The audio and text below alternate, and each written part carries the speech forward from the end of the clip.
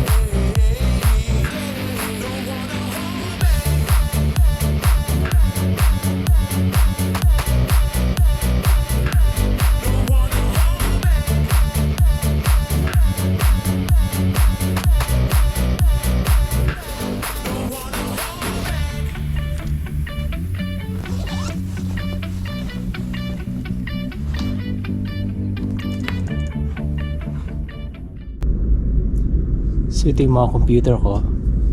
Mamaya mag-start na mag-work. Pero since maaga pa, punta muna tayo sa pantry. Magkape muna tayo. I'm like an addict, do I gotta have it. I ain't even playing, got a really bad habit. If it moves, gotta grab it. Fuse like a magnet, lose, won't have it till I'm doomed in a casket.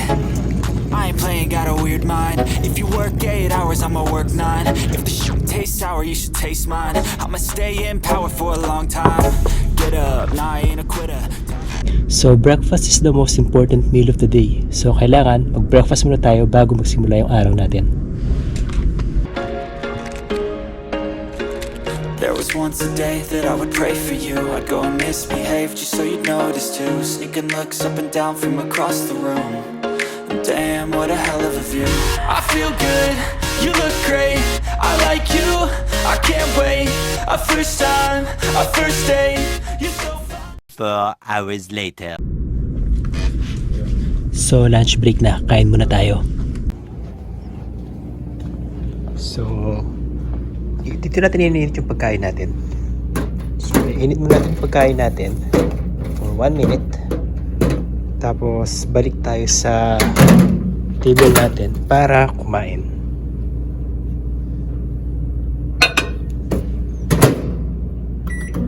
Ayan. Ito yung mga condiments namin.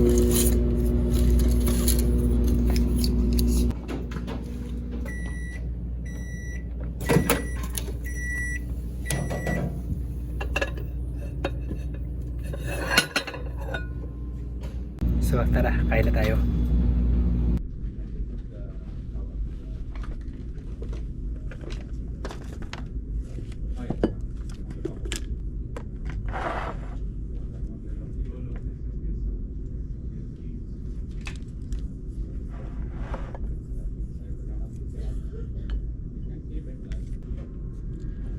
Kain tayo.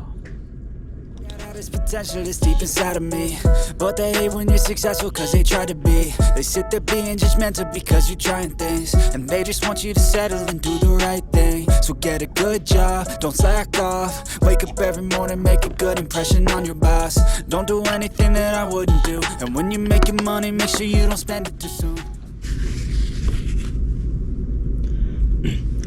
Labas naman tayo.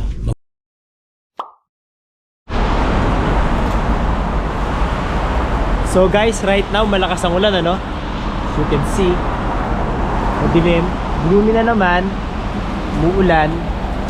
So kahit gusto kong maglakad-lakad at makapag-vlog habang naglalakad, mukhang hindi natin magagawa kasi nga umuulan.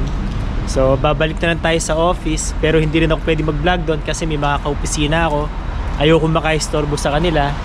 Try nating maghanap ng magandang lugar kung saan pwede tayong makapag-vlog at makapag-share ng information sa inyo regarding sa mga patong-patong na tax na idadagdag na naman sa mga citizens ng Canada this coming 2025. So balik tayo sa office, hanap tayo ng lugar kung saan pwede tayo makapag-vlog. Hello guys! So malamang nagtataka kayo kung nasaan ako. Right now, nasa fire escape ako or nasa stairways ako kasi walang masyadong dumadaan dito. Usually mga tao sa office namin nag-elevator lang. So walang dumadaan dito. So naisip ko, dito muna ako magstay para makapag-vlog at may share sa inyo kung ano yung mga patong-patong na tax na papasanin na naman ng mga permanent residents at saka ng mga Canadian citizens sa Canada this coming 2025. So nakita natin itong balita na ito sa True North. Ilalagay ko yung link sa description kung gusto niyo basahin nandun. So ito yung sinasabi sa balita. Umpisahan natin. Sabi dito, the government or Justin Trudeau or the government is raising the mandatory Canada Pension Plan and Employment Insurance contribution in 2025. These payroll tax hikes will cost a worker up to additional $403 in 2025. So yung aming Canada Pension Plan and Employment Insurance Contribution o ito yung CPP-EI. Kumbaga sa Pilipinas, ito yung ating SSS. So sabi rito sa report, in 2025, tataas daw to and it will cost an average worker of additional $403. So mabigat yun for the whole 2025. Magdadagdag kami ng additional $403 para sa CPP-EI namin. And sabi rin naman dito, federal payroll taxes will cost a worker making $81,200 or more a total of $5,507 in 2025. So ang sabi rito, kung ang income mo in 2025 is around $81,200 or more, ang magiging federal payroll tax na babayaran mo o yung federal income tax na babayaran mo is naglalaro sa 5,507 pataas. So, mabigat din yun. Medyo malaki-laking ano yun. Malaki-laking tax yun na babayaran namin in 2025 kasi tumasa naman daw. And then sabi rin dito, on April 1, Justin Trudeau will again crank up his carbon tax to 21 cents per liter of gasoline, 25 cents per liter of diesel, and 18 cents per cubic meter of natural gas. So, kung hindi nyo nalalaman, right now, may carbon tax nang implemented dito sa Canada. And on April 21, tataas na naman yung carbon tax na yun. So, ibig sabihin, pag tumaas yung carbon tax, tataas na naman yung presyo ng gasolina, tataas na naman yung presyo ng mga bilihin kasi nangangailangan nyo ng transportation. So, magtataas na naman yung mga bilihin dito sa Canada. Tapos sabi rin dito, the carbon tax will cost the average family up to $477 more than the rebates they get back in 2025. So ang sabi rito sa report, yung carbon tax nga dahil mag-i-increase na naman siya sa April 1, in 2025, ang magiging dagdag pasanin na halaga ng carbon tax na ito sa amin is nasa around $477 daw in 2025. Ngayon, nasabi dito, may natatanggap namang rebates yung mga Canadian citizens at mga permanent residents dito sa Canada pagdating dito sa carbon tax na ito, pero hindi sapat. Kami nga guys, in 2023, yung natanggap naming rebate sa carbon tax is nasa around $151.28. Tapos in 2024, ganun din yung same amount ng rebate ng carbon tax na natanggap namin, $151.28. So, kung same trend sa 2025, kung ang matatanggap pa rin naming rebate is nasa around $151.28 ulit, pero kung ang cost naman ng carbon tax na maipapasa sa amin is around $477 or more, makikita natin na lugi pa kami, di ba? May natanggap nga kaming $151 na rebate sa carbon tax, pero yung gastos na sanhi ng pagkakaroon ng carbon tax, yung gastos namin, yung dagdag gastos sa amin, is nasa around 477. So, medyo mabigat ulit yun. So, napakarami na, no? Meron na tayong patong sa pension contribution namin, may patong na. Tapos, mag-i-increase yung federal tax namin.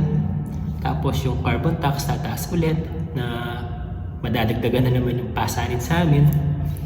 Tapos, on April 1 ulit, sabi din dito, Trudeau will again hike alcohol taxes by 2%, costing taxpayers about 40 million.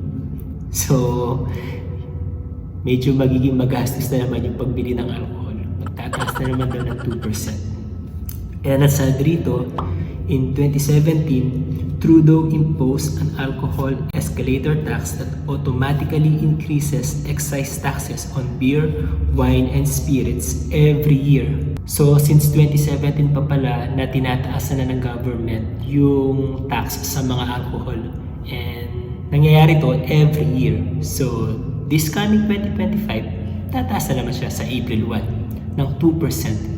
So, magiging magastos na naman yung pagbili ng alak. And then, sabi pa rito sa report,